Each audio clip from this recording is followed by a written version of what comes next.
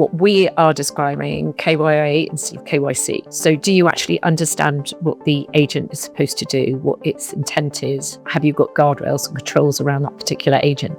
And this is where I think it gets interesting with the Hugging Face episode, because it's sort of like that should have been an automatic. That agent has stepped outside of its guardrails. It's doing something adversarial that it shouldn't have been doing. That there should have been a hard line there. And then it's around the sort of the authorizing chain of you've got a human that's decided this is what we want to do, or you have an agent which has been given autonomy to do a particular task, is set off to enact that, but you have what we're now describing as a deterministic control envelope that sits around that, evidencing that you've actually got governance around the process, and then that leads into the execution. It's not necessarily massively deviating from the human trader and then the human trader using an algorithm.